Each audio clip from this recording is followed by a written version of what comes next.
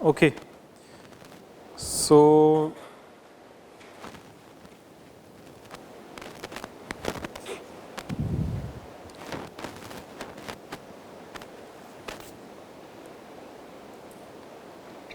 yeah, so just recall this example. From F2 we can go to F4, which is basically you pick an irreducible polynomial degree 2. Is there any other degree 2 irreducible? Mod 2? There cannot be, right? Because it has to be like ax square plus bx plus c, where a, b, c are 0, 1. A has to be 1. So only options you have is either you take x square plus x or x square plus 1, or this one, or x square. Now clearly x square is reducible, x square plus x is reducible. Is x square plus 1 reducible? It's a whole square. X square plus 1 is same as x plus 1 whole square, right? So this is the unique quadratic polynomial. So we take it and we get F4. It's a finite field with 4 elements. So what you have to remember is this property, top property, that FPD star has a lot of primitive elements for all D and for all prime P. Any questions till now? So we will show that this FPD object always exists. Okay, this finite field of characteristic P size P to the D always exists.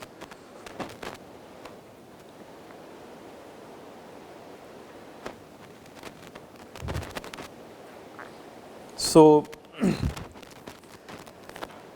to count that, let us define IT to be number of irreducible degree T polynomials, and we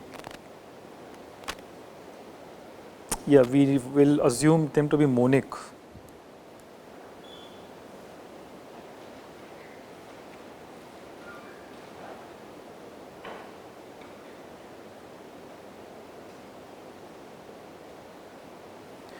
These are the monic degree T.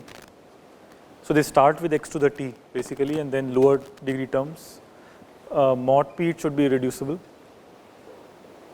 So first property we show is that for any irreducible degree T polynomial, G, it's a factor of x to the P to the T minus x. The proof is just that you look at if G exists, then a finite field exists, which is Fpx mod G, Fpx slash G, and x is an element there. So it will have, it will satisfy x to the P to the T minus 1 equal to 1, because it's not 0.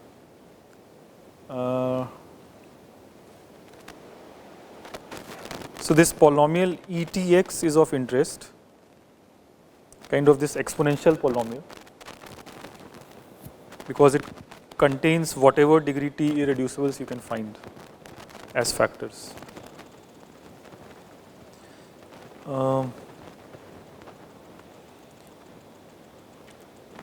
Moreover, I want to add here that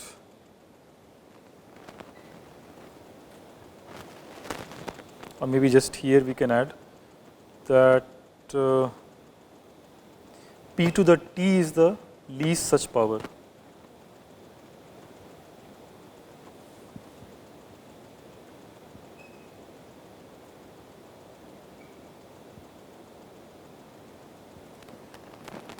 Okay, so P raised to T, basically P raised to T minus 1 will not work. Anything below T, x to the P to the, let's say T minus 1 will not be x. Why is that?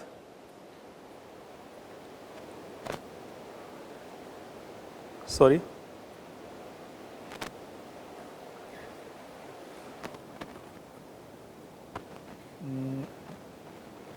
How will you show that?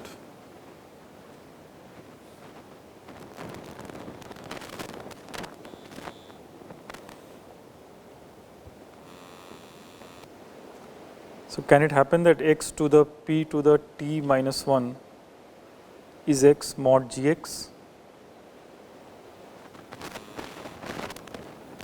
Gx is the same as in the previous statement. If this happens, then it means that gx divides both x to the p to the t minus x and x to the p to the t minus 1 minus x. It divides the GCD of these two mod p.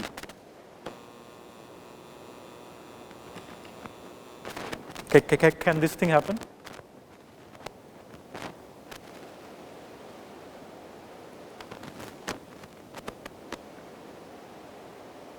So this will imply that what is the GCD? So we can look at the lower degree one, which is x to the p to the t minus 1 minus x. And what is the remainder of the bigger one divided by the smaller one?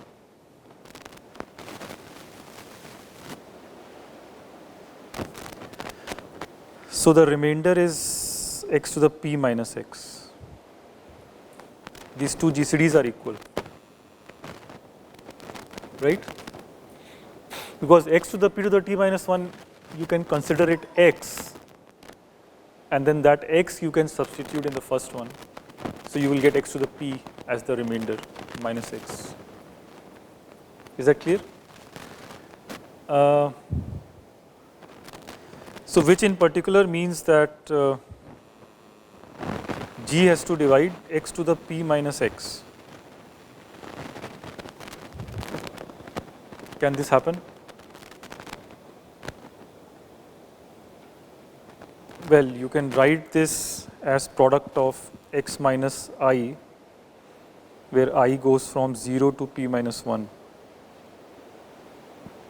Right? You already know the factorization of x to the p minus x, because all the numbers are actually roots of this, which is 0 to p minus 1. So while G was a degree t irreducible, right? So what this will mean is that t is 1, which is a contradiction. Right? There is no other case. If t is 2 or more, then it's a genuine irreducible. It can't divide anything. Division would mean that it has to be linear. Is that clear? So nothing smaller than t can satisfy that property which we wrote in the previous slide. P raised to t is the least.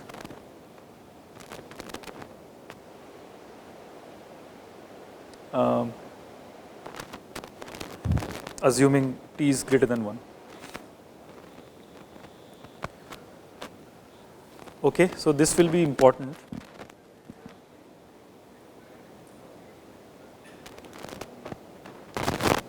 Why is that? Well, it cannot be explained, it can just be, more steps can be added. So let's write that as, okay, let's keep the order the same to avoid confusion.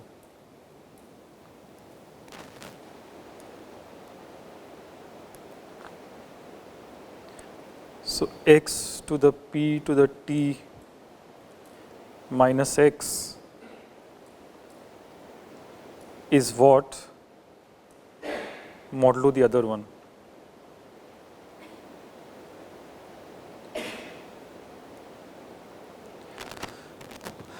X to the p to the t minus 1 is x. This whole arithmetic is happening modulo this.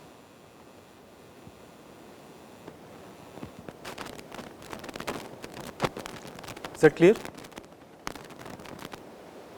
X to the p to the t is nothing but x to the p mod x to the p to the t minus 1 minus x. I mean, this is just the mod arithmetic for that particular modulus. It's like a minus b divides a to the p minus b to the p. That is what we are using. And so you know the remainder, so the GCD only depends on the remainder, right? That property you have seen before. So which would mean that G has to divide x to the p minus x.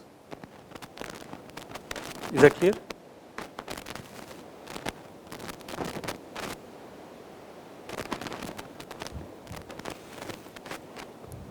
Yeah, so you will see many such strange properties in finite fields. More is to come, don't worry. So the next property that you will show is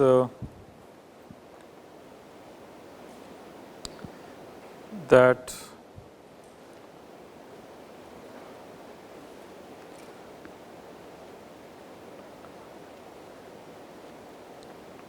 so G as before.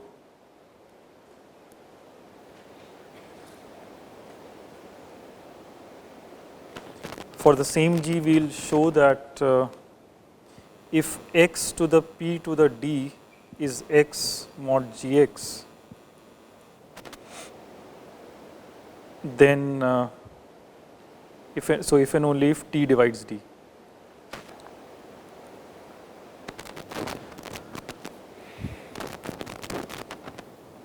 So above we have shown that p raised to t is the least for g degree t irreducible. Next we will show that whichever p raised to d works, it has to be a multiple of t. Okay, so multiples of t will definitely work, nothing else will work. How do you show this? Sorry? Yes, modular arithmetic in two ways. First you write, let's do the easy case first. So easy case is the converse.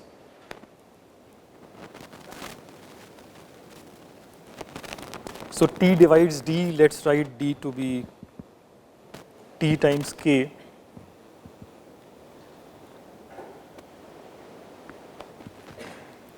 And then you write x to the p to the d is x to the p to the tk.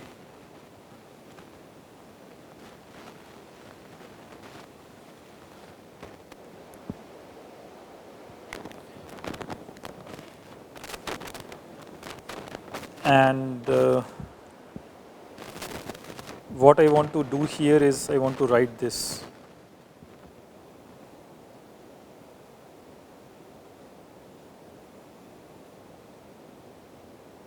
Mod gx. Okay, I want to go from k to k minus 1. Is this fine? Can I do this? Or maybe we can do the opposite, if this is confusing.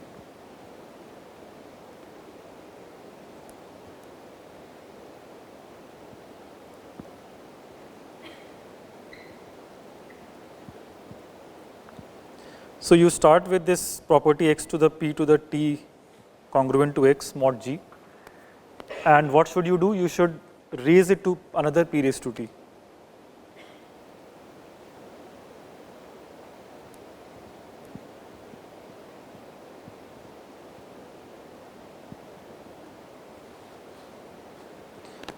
Which obviously p raised to t is x. So now what you have learnt is that x to the p to the 2t is the same as x, right? Then you can raise it by another p raised to t.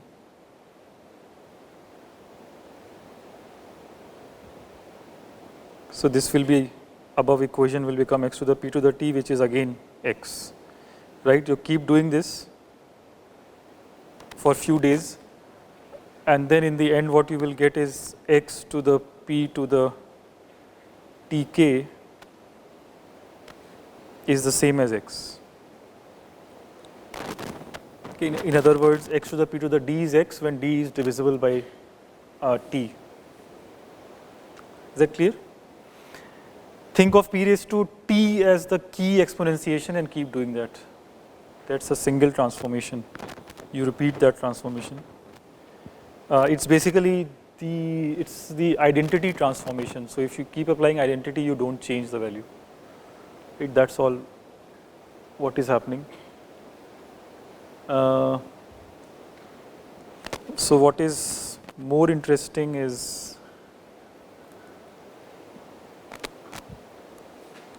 when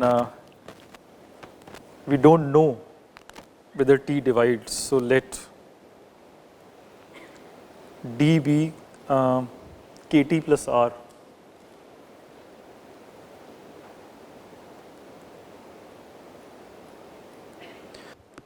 And you are assuming that x to the p to the KT plus R is x mod G. Right? Those are the assumptions.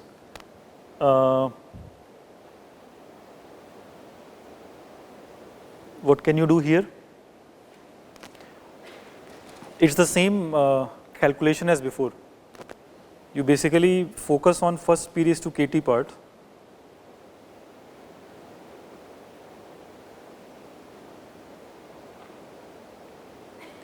Which is what? X to the p to the KT you have shown is x. So this becomes x to the p to the R, which you are given to be equal to x mod Gx. Everything is mod Gx.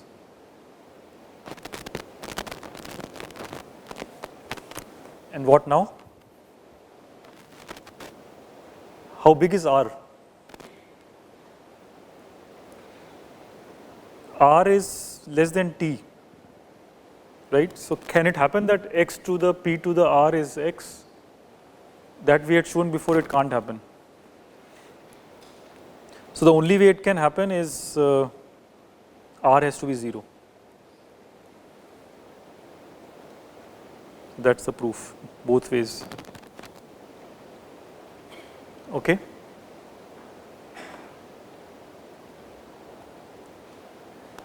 So, right, so x to the p to the d is x only when, if and only if d is a multiple of t, where t is the degree of G and G is irreducible mod P.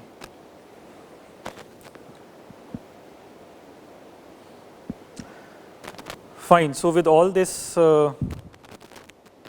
yes.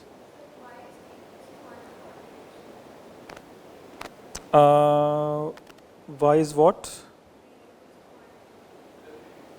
In the previous proof, oh, that's a contradiction because you start with t greater than 1. I mean, see the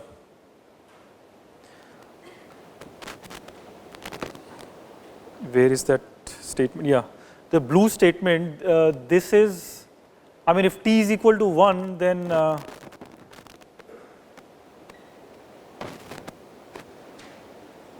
I mean that's a base case. So t in the case when you have a degree 1 irreducible G, it's basically like x minus I.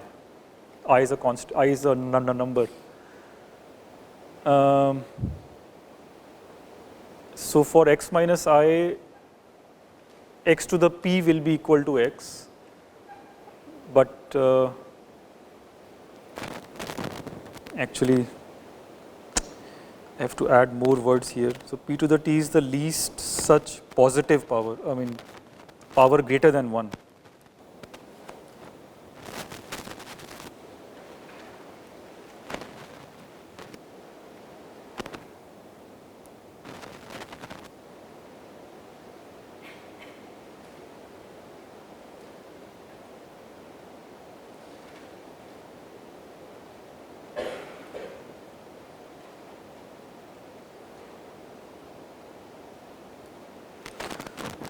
So the statement is that p raised to t is the least such power which is greater than 1, because 1 obviously will work. I mean, x to the p to the 0 is always x. That isn't the case of interest. The case of interest is when t is bigger than 1, say let's say t is 2. So x to the p to the 2 is x, but can x to the p also be x? Okay, so we are looking at this with t greater than 1. We are not looking at it for t equal to 1 because there the statement is trivial. That's a vacuous case. So we are assuming t to be 2 or more, and even there you get t equal to 1, which is a contradiction. Okay.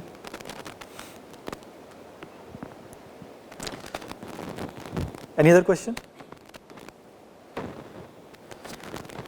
Fine. So with all these properties, you might be wondering where we are headed, and let me promise you that we are headed in the correct direction, which is counting number of irreducibles, so finding I of t function.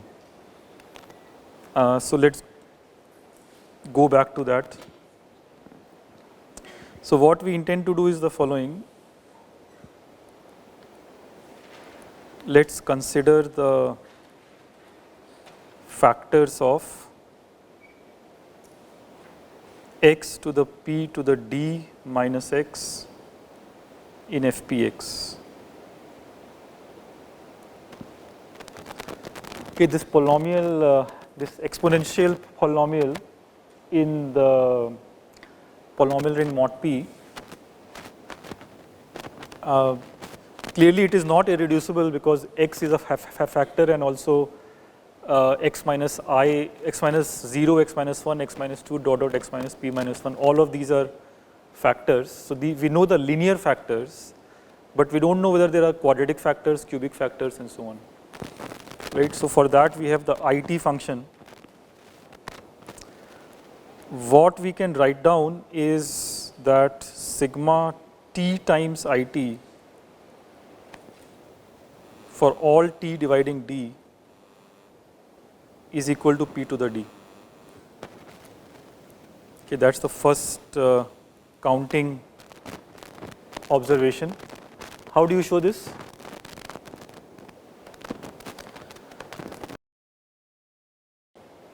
So let the irreducible factorization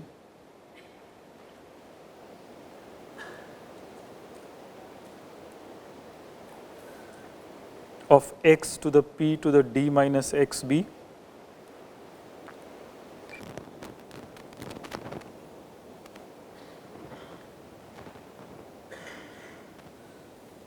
let me not say irreducible factorization.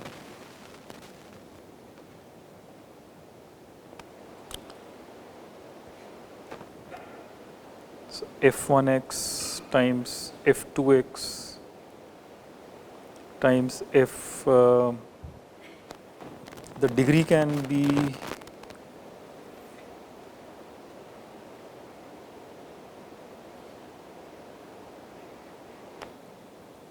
actually that's another property. What can you say about the degree of an irreducible polynomial that divides x to the p to the d minus x? I mean, the polynomial itself is of degree very large, it's p to the d. But what can you say about the degree of its irreducible factors? How large or small are they?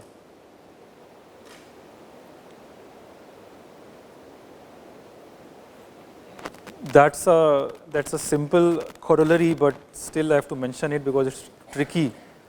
From this lemma, you can show that any, I mean, it basically is saying that any irreducible factor of the exponential polynomial has degree t dividing d. In particular, it cannot be more than d. Is that clear? Because g is an arbitrary irreducible factor in this lemma hypothesis. So any irreducible you take, its degree is t, and we have shown that that t will always divide d. So although this is a very large polynomial, its irreducible factors are very, very small, exponentially small. So that's a thing you get immediately from this lemma.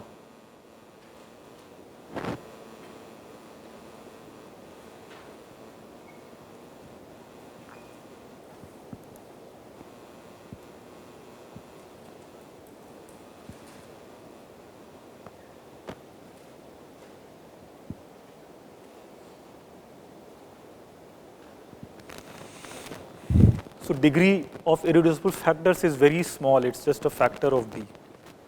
So that is the first hint that the number of irreducibles of degree t is potentially very large, because they together multiply and give you this exponential polynomial, right? So there should be many irreducible factors of a certain degree, but of course it's not formal. There are holes in the argument, so we'll make it formal now. So we go up to f dx, where fi is the product of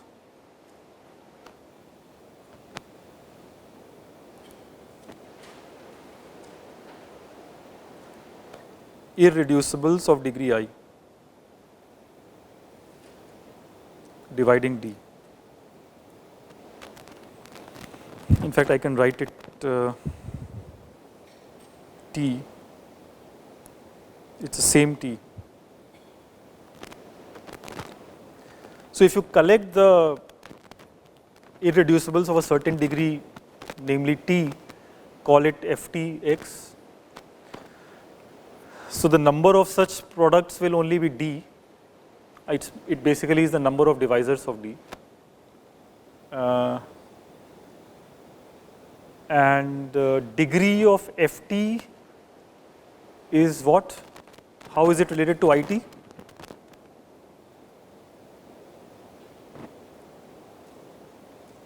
Degree of ft is the number of irreducible factors it has, which is I of t,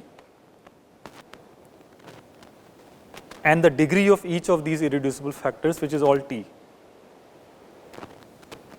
right? So degree of ft is it times t, and that is what the sum is saying. So if you sum up all the degrees, then you will get degree of the exponential polynomial, which is p to the d. Is that clear? So that's the left hand side.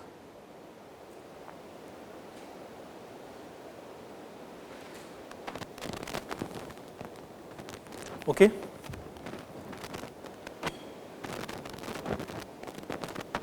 Any questions? So that is the first aggregate you get on IT, but this is simply an aggregate, right? We are kind of summing up all the ITs. It still doesn't tell you what a specific, like what is I10 or what is I100. We don't get that. We were interested in that. But I claim that from this sum you can also deduce that. Do you know how? How can you get individual from the aggregate? Yes, so you have to, let's say you want to find I2. So what you do is you try out different d's, like d equal to 1, d equal to 2, d equal to 3, d equal to 4, and so on. You will get many equations, and from those equations you try to subtract, add, multiply, and find I2. Basically solve a linear system if possible. It's not clear that it's possible. So there is a very interesting thing that happens here, which I can say is lemma 2.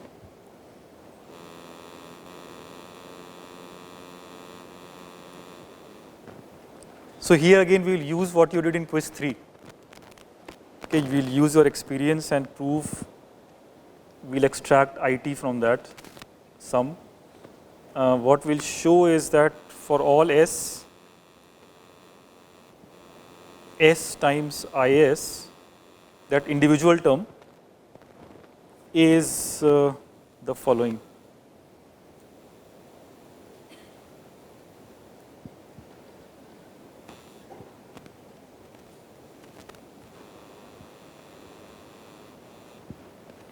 Okay. So previous sum was aggregate on i's is p to the d. From that we will deduce the opposite, which is I of S is a sum of powers like p to the d. Okay, this will do basically you write down several such equations as in the previous slide and then solve that linear system for the IS that you are interested in. And it will come out to be this. This is called the Mobius inversion formula.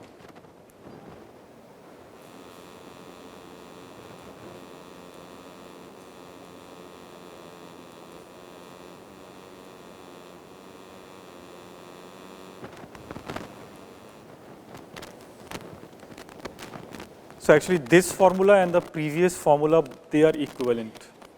How do you show this? So without writing those hundreds of equations, how do you do this in one step? How do you prove this equality?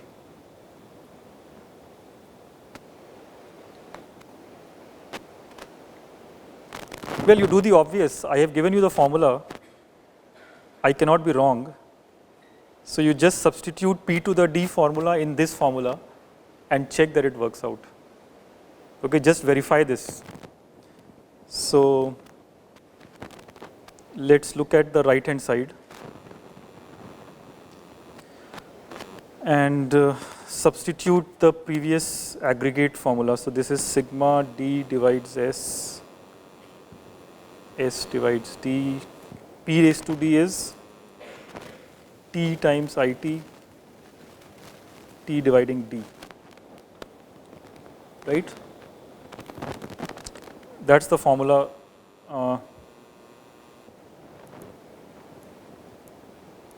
we have substituted. And so now you have two sums. What do you do when you get two sums? You should swap, right, to get a new thing. So you have to understand what these sums are. So you have basically you have t dividing d and d dividing s.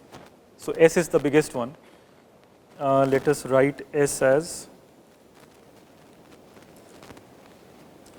d times the rest, which is t times the rest. So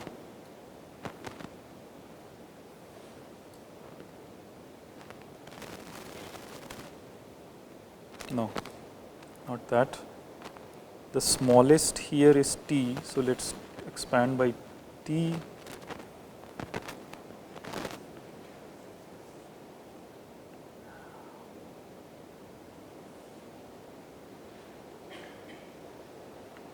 And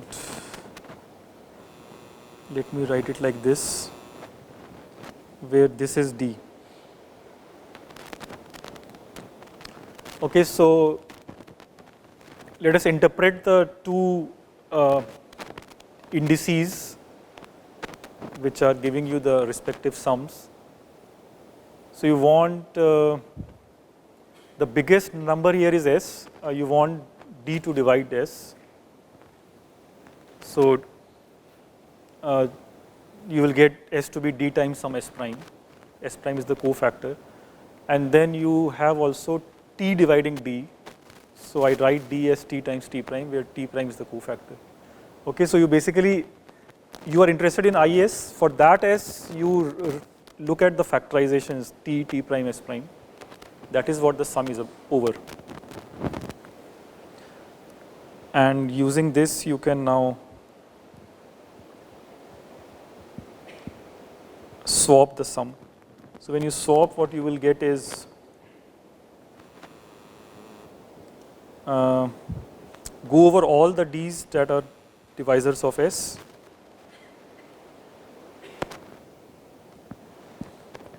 Sorry. Go over all the t's that are divisor of s. Calculate t times it. And then you go over all the s primes that divide s by t and calculate mu s prime. That's the second sum now. Is this clear?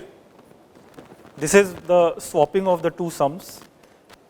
But what will happen, what will be the indices after you swap, right? Because the order is changing.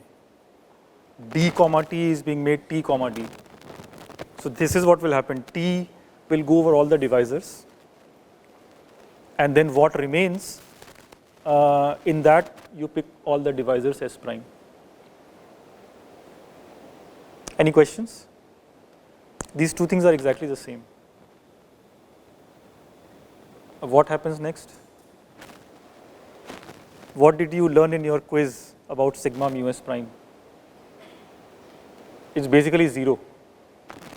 Right? Sigma mu S prime, the Möbius function, is almost all the time 0 except when? So this is 0 unless S by T is 1. Right? That's the only case, which means only case is T equal to S. So in that case, the contribution will be S times IS times 1, and that's your formula. That's the left hand side.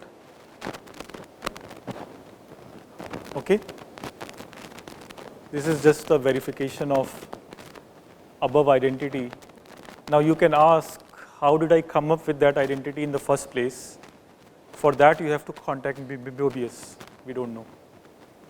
Okay, this just works. It works in any situation where you have a sum over divisors. Okay, we did not use actually any properties of P raised to D or IT. So if your aggregate is over divisors, then you can always invert. It's a very general formula.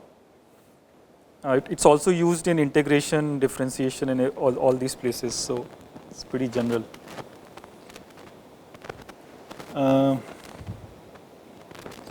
Okay, so what is the end result now? Let's see some examples. So for example, if you are interested in I2, right? So the above formula is giving 2 times I2 is equal to what? You have to go over divisors of 2, there is only one or 2, so you will get P square minus P. Is that clear? So P square minus P by 2, which is basically, I guess it's P choose 2, that is the number of degree 2 quadratic irreducibles. Okay, so we did not know. Yes, so quadratic irreducible, which is monic, so it's x square plus ax plus b. So we did not know how to pick AB or whether they even exist. So total number of AB possible is P square, out of which P square minus P by 2 are actually irreducible. That is what it is giving you. So it's giving you essentially the fact that half of the polynomials are irreducible. Okay, it's giving a density on the number of quadratic polynomials that are irreducible mod P. Let's look at I4. So 4I4 is what? So you take P to the 4. Next, what should you take? D equal to 4, then D equal to 2, which will give you minus P square. Then you take D equal to 1, which will give you mu 4. What is mu 4? Mu 4 is 0, right? So you just get P to the 4 minus P square, which is again similar asymptotics. You get half of the biquadratic polynomials to be, sorry, not half, 1/4, quarter of the biquadratic polynomials are irreducible, mod P. So you can keep doing this. 6 times I6 will give you something longer, so you get p to the 6 minus p cube minus p square plus 1.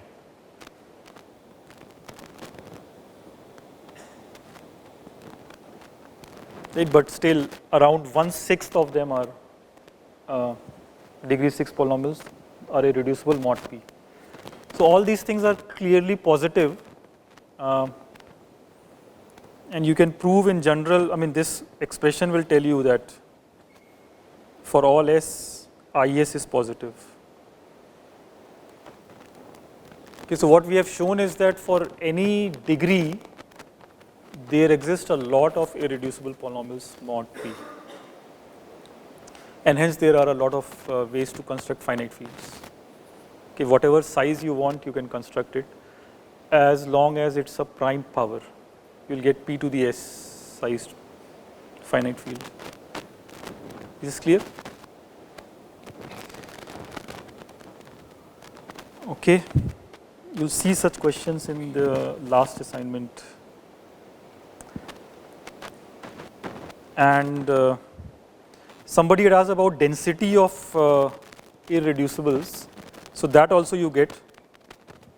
You get that ID is almost p to the d by d for all d.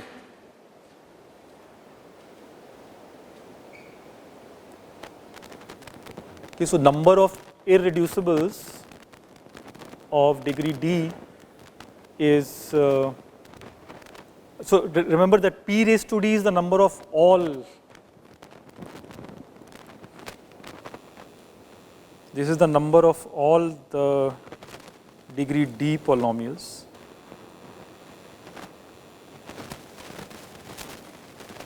Mod p, and we are dividing this by d, right? So out of the space of, in the space of all polynomials, 1 by d are irreducible, right? So this is, these are the primes in that ring. This is the prime density theorem.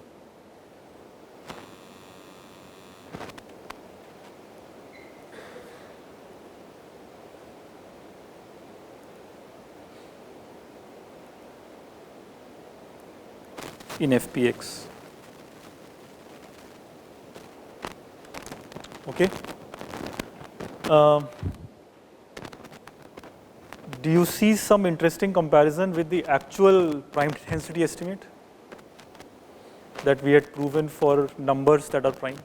Between 1 to x, we had this estimate pi x by log x, right? Do you see any comparison of this expression with that expression? What is it? So there pi x over x was 1 by log x, and here ID over number of all polynomials is 1 by d, right? So there log x was the bits, number of bits in x, and here d is the degree, right? So number of bits for numbers is analogous to degree of a polynomial. Okay, you are getting an identical result if you look at the expressions. But of course there is no relationship in the proof. The proof is totally different. So this is like the prime number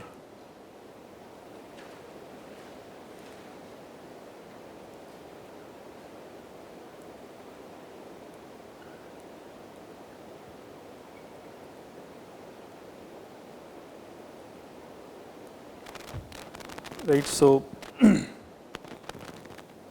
so in a way this degree of the polynomial is the new number of digits, right? So degree here behaves like number of digits behaves in numbers. Okay. So that finishes the theorem we embarked upon, which is this theorem that for all prime p, fp raised to d exists, and it's very easy to construct it because you can just randomly pick a polynomial and you will always be lucky. Okay, it will turn out to be irreducible and that will give you the finite field construction. That's the algorithm.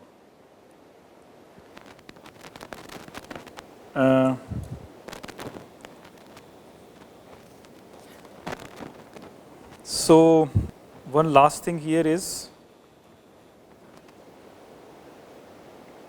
so you have fp, you have fp square, and you have fp cube, right? So you can keep doing this for all the numbers. You will get a finite field, and what is the relationship between these fields? It is fp a subset of fp square, and fp square is a subset of fp cube, and so on, right?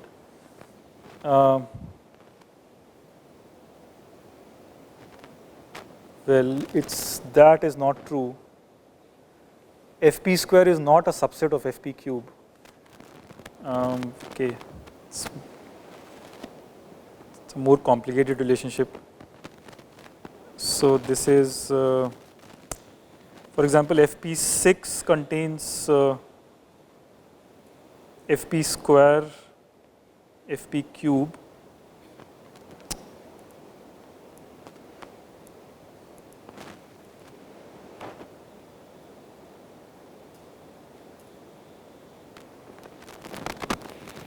and both of them contain fp. It's a relationship of this sort.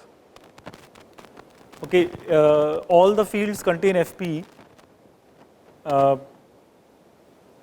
but all the fields may not contain fp square. For example, fp cube will not contain fp square.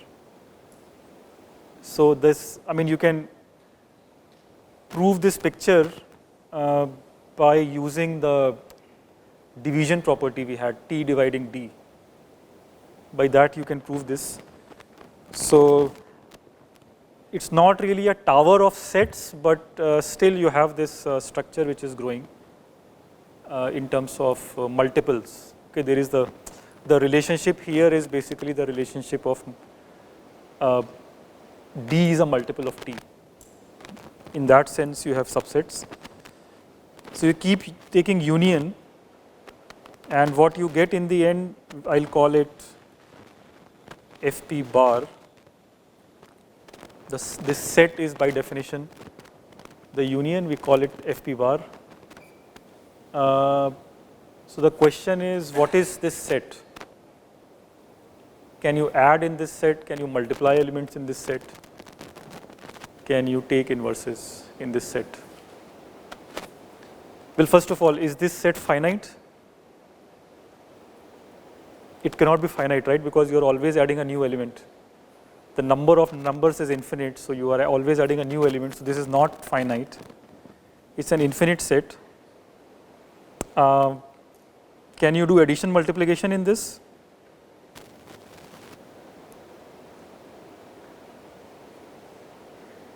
Can you? Well, of course you can, because in every I mean, say you want to add a plus b in this set. So a plus b live in some common finite field, and there you can add. And similarly, a and b live in some common finite field, so there you can multiply, and there you can find inverse. So in fp bar, you can add and multiply and invert. So this is a field. Okay, so this is an infinite field with the same characteristic. So we call it the algebraic closure of fp.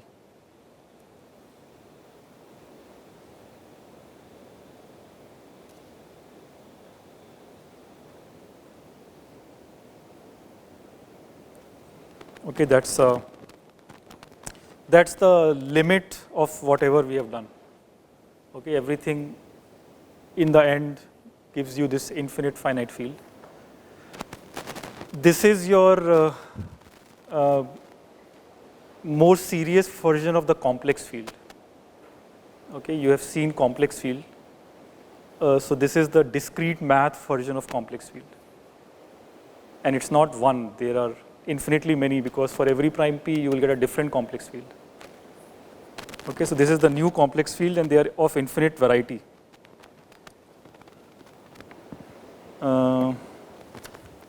Comes out from these constructions that you have seen. So let's quickly see the application of this business, which is error correcting codes.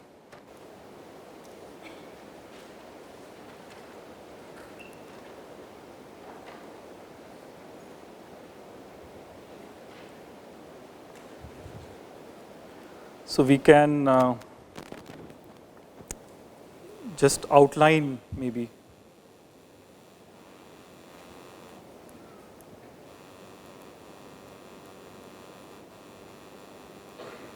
this application of FP to the D in computer science. Before I start this, do you have any questions about what we did till now? Smiling or laughing means there are many questions. What are they?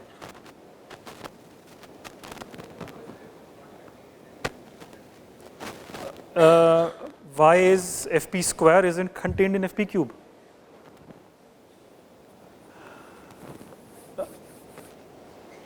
Oh, FP are just numbers, they are contained everywhere.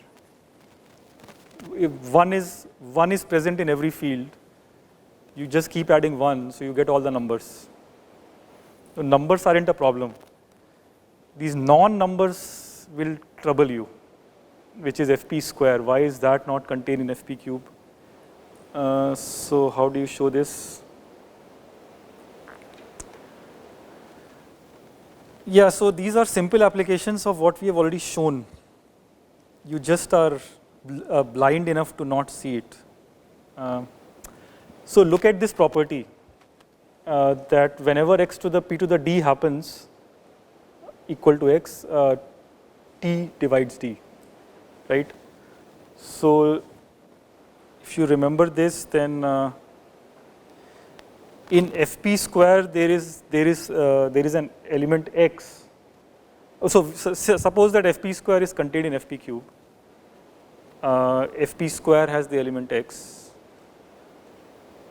Now since x is contained in both, x to the p square has to be x, but that also has to be x to the p cube.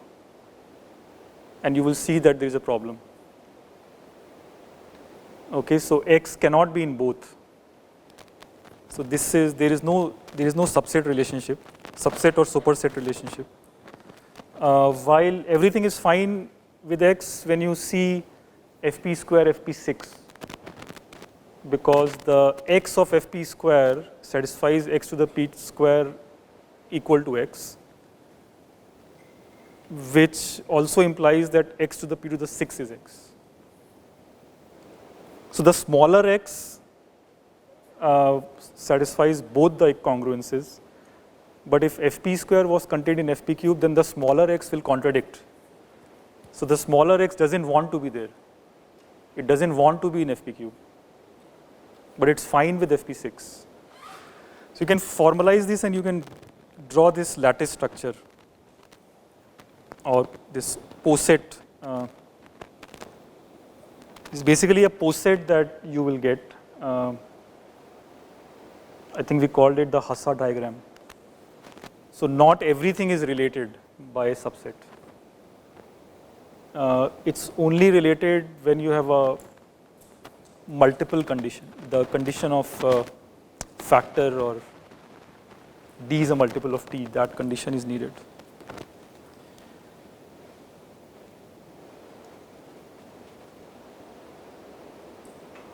Okay.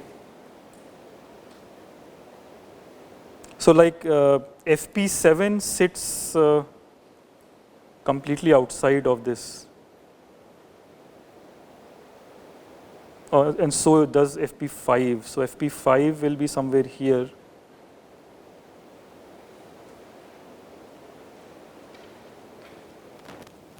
So FP5 will only contain FP, it will not contain anything else, and it will not be contained in anything else. It's completely isolated, except, of course, it has numbers.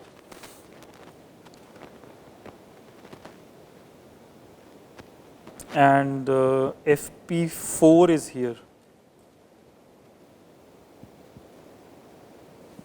So that is 1, 2, 3, 4, 5, 6. So these are the first 6 fields.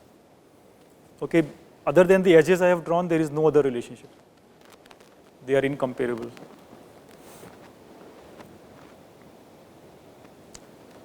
Anything else?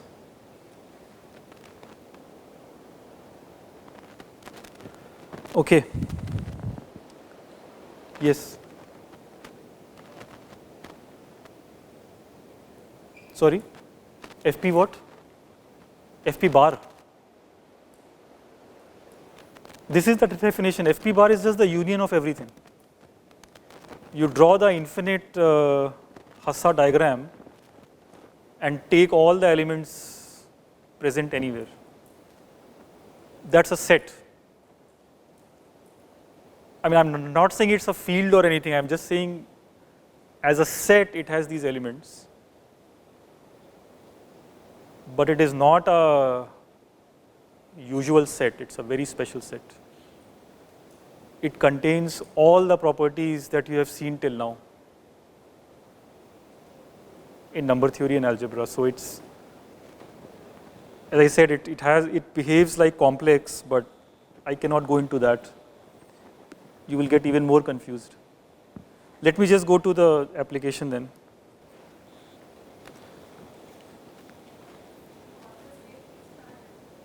What does FP bar? What? What is FP square? Oh, that's a definition we did on the first day.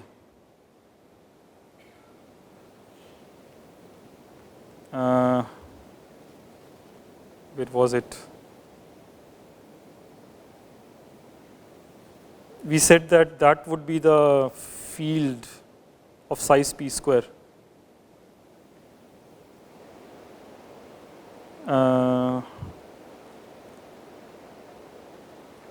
Yeah, this one. This is the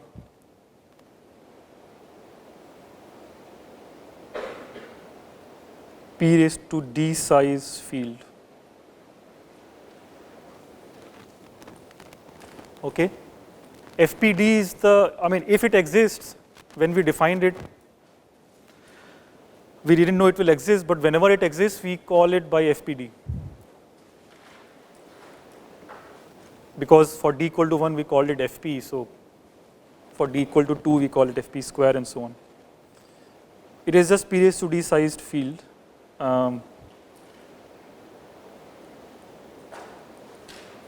And for all the d's, you can draw this Hasse diagram and study the relationships. Union of everything is FP bar. Okay, so that leaves us no time for the application. So here the question is,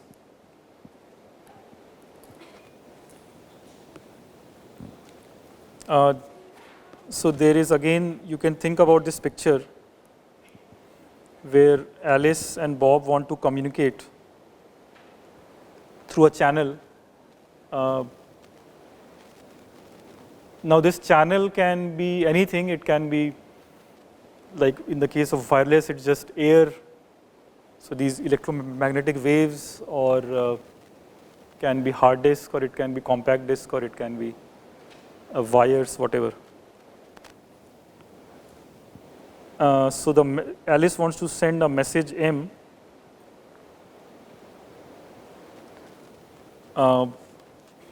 Actually, you have already seen the notation in the cryptographic application, so let us not redefine it. So M is just k-bit string. That is what Alice wants to send to Bob.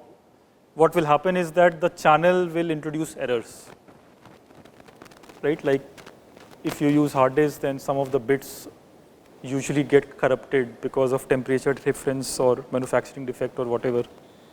And it's also very unpredictable. Anywhere anything may break down. So 0 becomes 1 and 1 becomes 0. So it will add an error, which is E. So what Bob will get is M plus E. I mean, this plus is XOR. So it's a 0, it's a binary string. So E is basically just some of the bits are flipped. Okay, so 1 plus 1 makes 1 to 0, and 0 plus 1 makes 0 to 1, and so on. Okay, so this is this, you can think of it as plus mod 2, or actually I think of it as plus mod 2. It's mod 2 arithmetic here. So what Bob gets is certainly corrupted, and since M was not necessarily a meaningful text, okay, it was not something in English, or it wasn't meant to be a sentence or a book. It was meant to be, suppose, a number, like password, right? So it has no meaning. So even if a single bit is corrupted, Bob cannot recover anything, because Bob has no idea what it means, right? So even a single bit of error corrupts the whole information is corrupted. So that's the problem you want to solve. How can messages be sent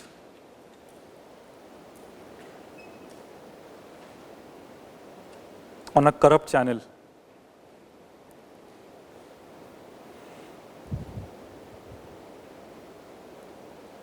And we always assume that there is not 100% corruption, because if there was 100% corruption, then obviously you cannot communicate at all. Can you communicate if in a channel there are 50% errors? Is that channel of any use? It cannot be of any use, right? Because you send 1 bit, and what Alice sends 1 bit and Bob receives a bit, but then it is 0 has become 1, 1 has become 0, or 0 remains 0, or 1 remains 1. Bob has no way to deduce what happened, what was meant to be sent, right? So 50% error is, that channel is completely useless in practice. You cannot do anything. Provably you cannot do anything.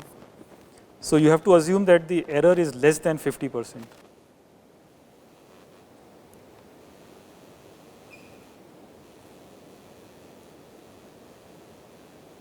So let us say 49% error. Okay, so a channel that makes 49% error, can it be of any use in computer science? What do you think? That's too close to 50%, right? That again should not be useful. So in the next class, we will see that it's actually as good as a perfect channel. Okay.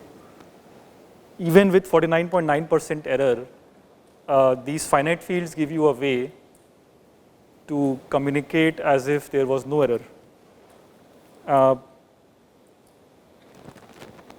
and also efficiently. So I think that's one thing which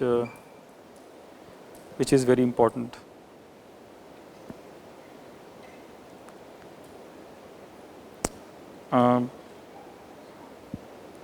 We want efficient.